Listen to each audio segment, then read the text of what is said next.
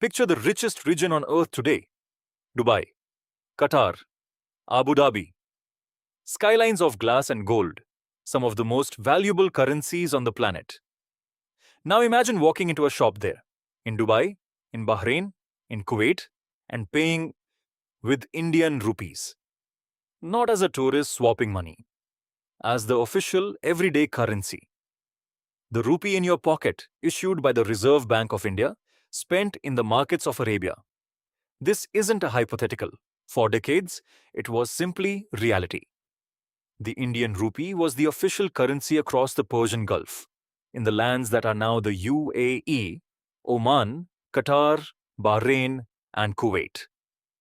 And the story of how that happened and why it suddenly ended is a fascinating tangle of empire, gold smuggling, and one clever move by the Indian government that almost nobody remembers today. Let's go back to the beginning.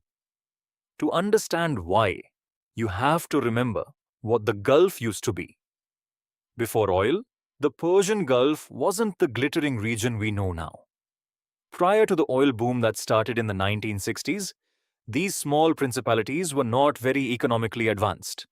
They were sheikdoms and fishing and pearling communities, not wealthy states. And they sat inside the vast web of the British Empire. For almost 200 years, from 1763 to 1971, Britain maintained varying degrees of political control over the Persian Gulf states. Here's the crucial part. Britain didn't run the Gulf from London. It largely ran it from India, the crown jewel of its empire. The Gulf was administered as an extension of British India. So when it came to money, the answer was obvious. Use what British India used, the rupee. The British enforced treaties requiring countries in the region to accept the Indian rupee as legal tender. And it stuck. For decades, the rupee was simply the money of the Gulf.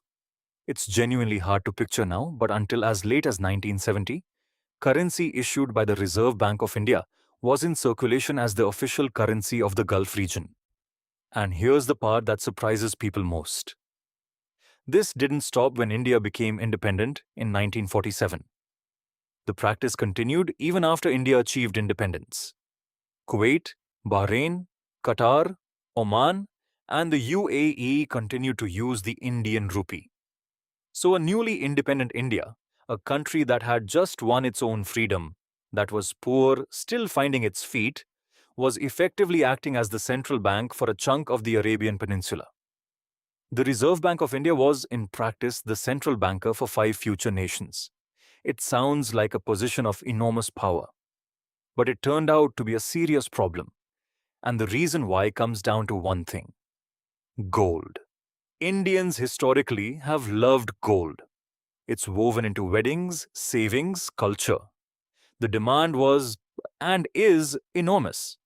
But after independence, India's government had a problem. It was low on foreign currency reserves, and it wanted to protect them. So it made gold imports heavily restricted. You couldn't freely bring gold into the country. Now, whenever something valuable is banned or restricted, you create the perfect conditions for one thing: smuggling. And here's where the Gulf's use of the rupee became a loophole big enough to drive a fortune through. Follow the chain, because it's ingenious. A smuggler in the Gulf takes Indian rupees, the local currency. Remember, easy to get. He uses those rupees, converts them to British pounds, and buys gold. Gold was freely available in the Gulf. Then he smuggles that gold into India, where it's restricted and therefore sells at a much higher price. He sells the gold to Indians at a premium, making more rupees for every pound he started with. Then he takes those rupees back to the Gulf and does it all again. But here's the killer detail: the part that actually hurt India. Those rupees circulating in the Gulf could be sent back to India through official channels and exchanged for pound sterling, which meant India was, effectively, paying real foreign currency, real pounds, to fund the very smuggling operation that was draining it. India was paying for the illegal importation of gold through its reserves of foreign exchange. The scale was staggering. It was estimated that in the 8 years up to 1956, over $245 million worth of rupees was smuggled out of India to the Persian Gulf. In 1957 alone, India paid out $92 million in sterling to banks in the Gulf.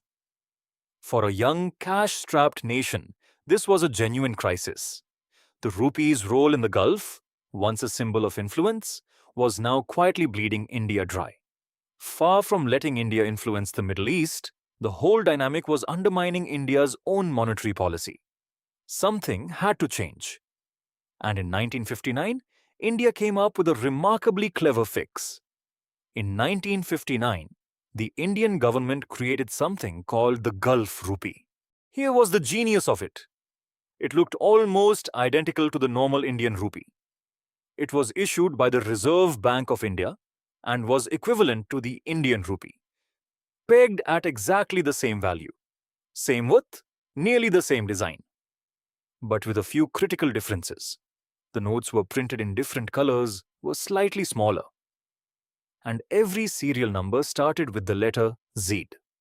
And most importantly, these notes were payable only in Bombay and were not legal tender in India itself. They were for use exclusively outside the country. Do you see what that does? It severs the loop. Now the rupees circulating in the Gulf were a separate, special currency. They couldn't simply be smuggled back into India and cashed in because they weren't valid inside India.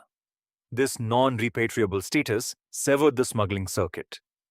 The gold smuggling machine ground to a halt. There were an estimated 300 to 500 million rupees circulating in the Gulf at the time, and they were swapped for the new Gulf rupees in a smooth 6-week exchange in 1959. India had, elegantly, protected itself without disrupting the Gulf's economy at all. But the Gulf rupee's reign didn't last long. And its ending is where it gets interesting again. By the early 1960s, the world was changing under the Gulf's feet. Oil. The oil boom transformed these small principalities into some of the wealthiest places on earth, almost overnight.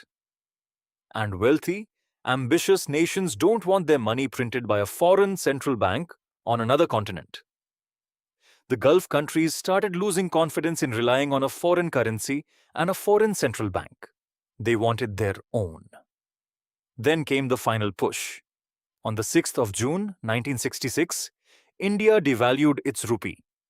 Because the Gulf rupee was tied to the Indian one, this suddenly knocked down the value of the money in Gulf pockets. Through a decision made entirely in India, for India's reasons. For the Gulf states, that was the last straw.